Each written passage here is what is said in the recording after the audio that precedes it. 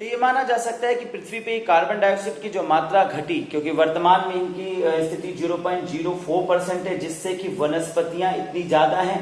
लेकिन अगर इसकी वनस्पतियां कालांतर में बहुत ज्यादा थी, बहुत बड़ी थी, बहुत ज्यादा बड़े पैमाने पे थी, तो इनकी मात्रा बहुत ज्यादा रही होगी।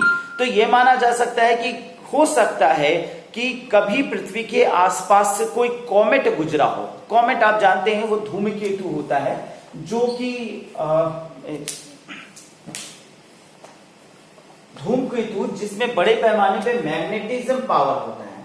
अब ये कॉमेट जो होते हैं ये अपने पूंछ पर यानी अपने साथ विभिन्न ग्रहों से गैसेस को, पानी को, ऑक्सीजन को, विभिन्न प्रकार के जो पदार्थ है उनको खींच लेते हैं। कहीं कहीं इतने शक्तिशाली कॉमेट होते हैं जो कि बड़े बड़े पत्थरों को भी अपने अंदर खींच लेते हैं। तो ये कॉमेट कभी पृथ्वी के आसपास कोई गुजरा रहा हो जिसने पृथ्वी पर बड़े पैमाने पर इन कहा जाए कार्बन डाइऑक्साइड की मात्रा को अवशोषित कर लिया हो, अट्रैक्ट कर लिया हो।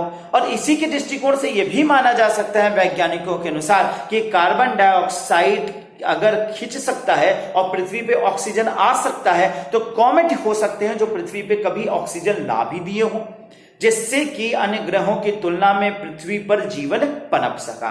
और कार्बन डाइऑक्साइड और पृथ्वी पर ऑक्सीजन का बनना और पानी का निर्माण होना, गैसेस की फॉर्मेशन, इन पर गैसों का बड़ा भंडार आना, वायु राशियों का जमना, ये सब कुछ हो सकता है आसपास से किसी कॉमेट के गुजरने से हो जो पृथ्वी से ज्यादा गुरुत्वाकर्षण बल रखता हो। या हो सकता है कोई कॉमेट ऐसा गुजरा हो जिसमें पृथ्वी की गुरुत्वाकर्षण की तुलना में उसका गुरुत्वाकर्षण कम हो, जिससे कि वो पृथ्वी पर गैसेस दे गया हो। तो ऐसा माना जा सकता है कि पृथ्वी पे जो ये वायु राशियां आई या पनपी, इनका मूल कारण पृथ्वी पर किसी प्रकार से इन कॉमेट्स का गुजरना रहा होगा।